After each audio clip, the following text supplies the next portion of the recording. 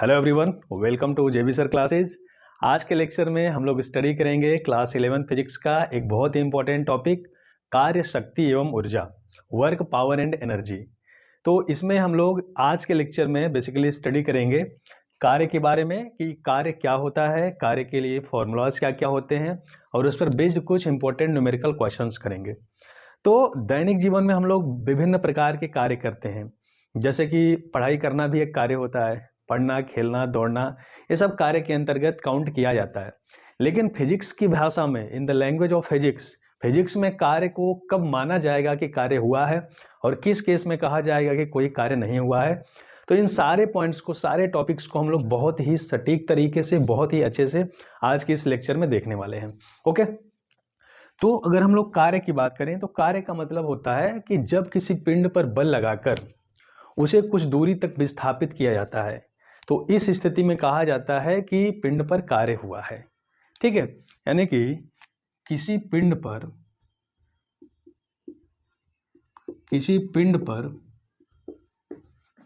बल लगाकर उसे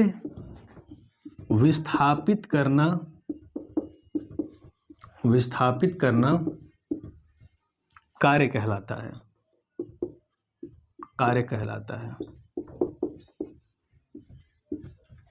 ठीक है, जैसे कि देखो यहां पे अगर कोई पिंड है, यहां पे कोई बॉडी है, सपोज करो इस बॉडी का मास m है, द्रव्यमान m है और ये पोजीशन A पर स्थित है। इस पर एक बल लगाया गया, इस पर इस डायरेक्शन से एक बल लगाया गया और बल लगाने से इस पिंड में विस्थापन हुआ और यह पिंड पोजीशन A से पोजीशन B पर आ गई, पोजीशन A से पोजीशन B पर आ गई और पोजीशन B पर आने में इसने विस्थापन S तय किया। ठीक है, पहले बॉडी पिंड पोजीशन A पर था, इस पर एक बल F लगाया गया और F बल लगाने से यह पिंड पोजीशन A से पोजीशन B पर आ गया। तो इस क्रिया को हम लोग बोलते हैं कि कार्य हुआ है। तो अगर कार्य का हम लोग फॉर्मूला देखें तो कार्य बराबर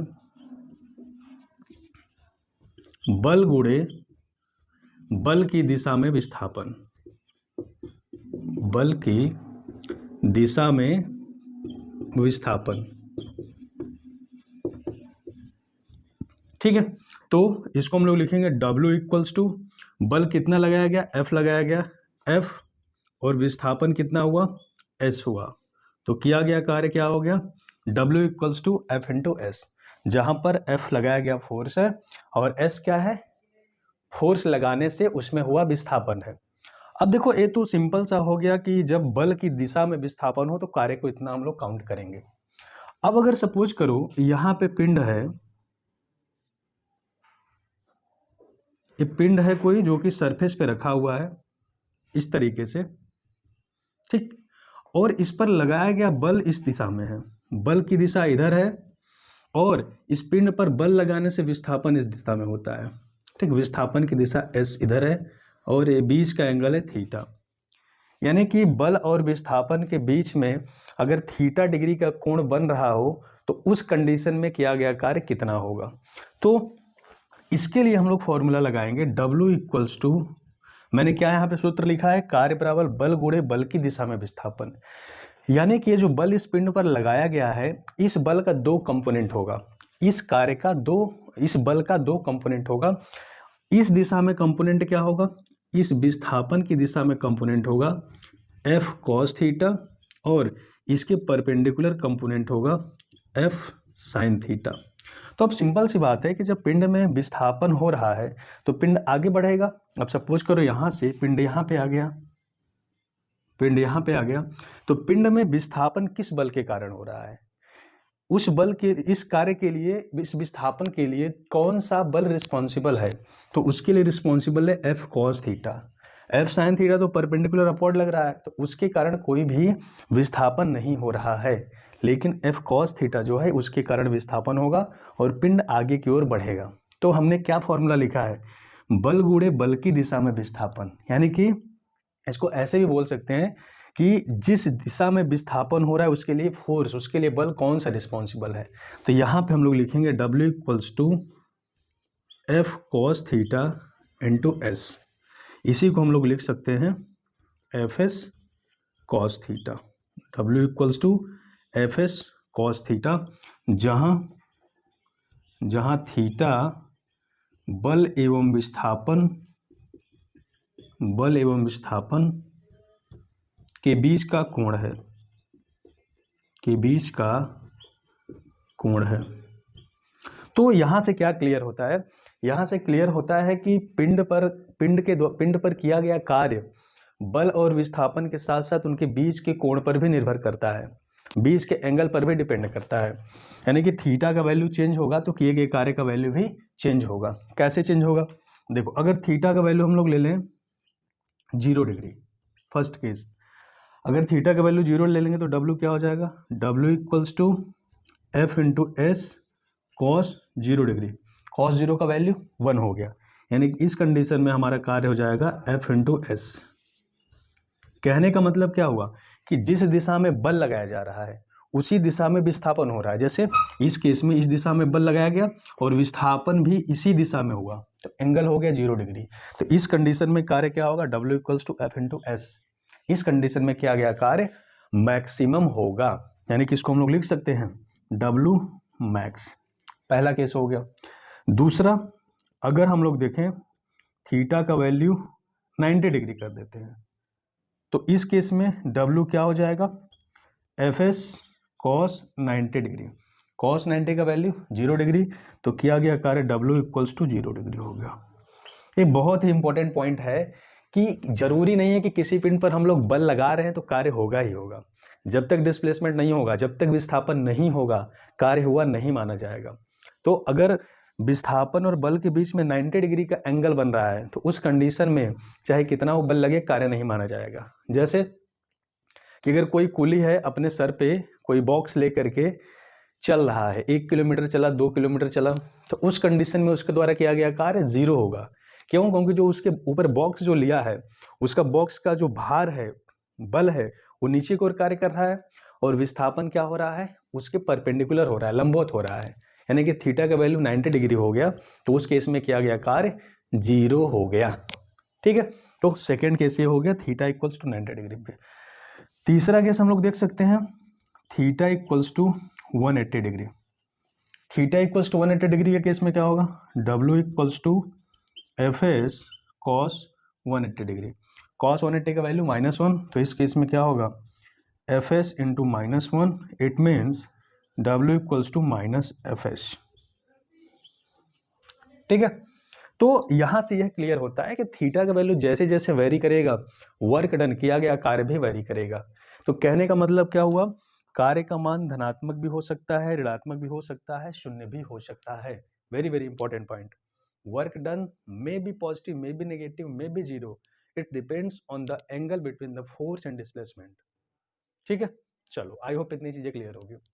अच्छा, अगर कार्य का मात्रक हम लोग देखें, W equals to F into S, तो कार्य का मात्रक क्या होगा? कार्य का मात्रक देखो, यहां पे बल है, बल का मात्रक क्या होगा? न्यूटन, और विस्थापन का मात्रक मीटर। तो इसका मात्रक हो गया न्यूटन मीटर। इसी को हम लोग ऐसे भी लिख सकते हैं, न्यूटन इंटू मीटर। और न्यूटन मीटर को हम लोग बोलते हैं जूल, इसी को हम लोग बोलते हैं जूल। ठीक है, तो कार्य का एसआई मात्रक हो गया, एसआई मात्रक, न्यूटन मीटर या जूल एसआई मात्रक। सीजीएस पद्धति में क्या होता है? सीजीएस पद्धति में कार्य का मात्रक होता है अर्ग। ठीक, और अर्ग और जूल में रिलेशन होता है 1 जूल बराबर 10 पावर 7 अर्ग। Very very important relation, 1 joule बराबर 10 पावर 7 अर्ग। ठीक है, ठीक है। इसके बाद अगर हम लोग इसका वीमी सूत्र देखें, वीमी सूत्र,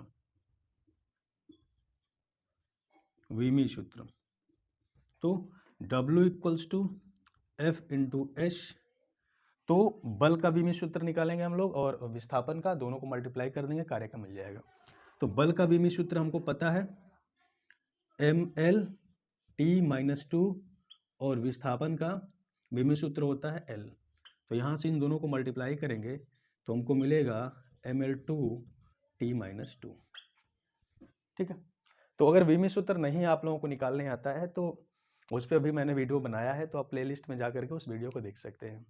ठीक है। तो हम लोगों ने क्या देखा, कार्य क्या होता है, किसी पिंड पर बल लगाकर उसे विस्थापित करना ही कार्य कहलाता है। कार्य का मान अगर बल और विस्थापन बस दिया हो तो इस फॉर्मूले को अप्लाई करके हम लोग निकालेंगे, और अगर दोनों के बीच में एंगल दिया हो तो एंगल के बेसिस पे इस फॉर्मूले को हम लोग अप्लाई करके लगाएंगे। और कार्य का मान धनात्मक भी हो सकता है, ऋणात्मक भी हो सकता है और शून्य भी हो सकता है, डिपेंड करता है कि कार्य बल और विस्थापन के बीच में एंगल कितना होता है। इसके बाद इसका मात्रक हो गया, एसआई मात्रक न्यूटन मीटर ए जूल होता है, और 1 जूल में 10⁻7 अर्ग होता है।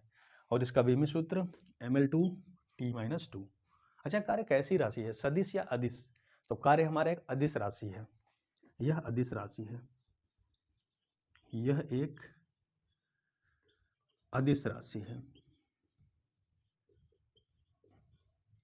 यह एक अदिश राशि है।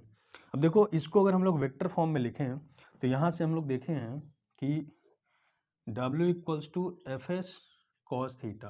तो अगर इसको हम लोग वेक्टर फॉर्म में लिखें तो W = होगा vector F dot vector S। तो यहाँ पे डॉट प्रोडक्ट है, अदिश गुणन को हम लोग डॉट से दिखाते हैं, तो यहाँ से भी क्लियर होता है कि कार्य एक हमारे अदिश राशि है। आई होप इतनी सारी चीज़ें आप लोगों को क्लियर होगी। तो आइए इस पे कुछ इंपॉर्टेंट न्यूमेरिकल क्वेश्चन सब कर लेते हैं। ओके। तो देखिए, 2 क्वेश्चन यहाँ पे है जो कि वर्क से रिलेटेड है। इसमें क्वेश्चन नंबर 1 क्या है कि a gardener pushes a lawn roller at a distance of 20 metre. एक गार्डनर है और एक लॉन रोलर है।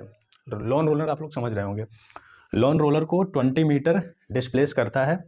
If he applies a force of 20 kilogram weight in a direction inclined at 60 degree to the ground, find the work done by him. Question simply ये कह रहा है कि एक गार्डनर है जो कि एक लॉन रोलर को डिस्टेंस कितना दिया हुआ है, एस का वैल्यू 20 मीटर तक यह इसको डिस्प्लेस करता है, और अप्लाइड फोर्स दिया हुआ है, इस पर लगाया गया F = 20 किलोग्राम वेट।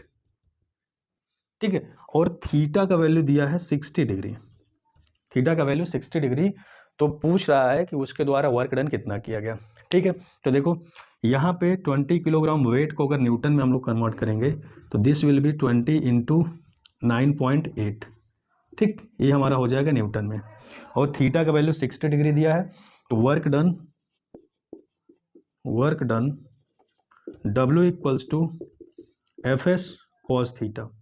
तो F का वैल्यू कितना है, 20 × 9.8 इंटू S का वैल्यू है 20 इंटू G का वैल्यू कितना दिया है, सॉरी थीटा का वैल्यू दिया है 60 डिग्री, तो cos 60 डिग्री।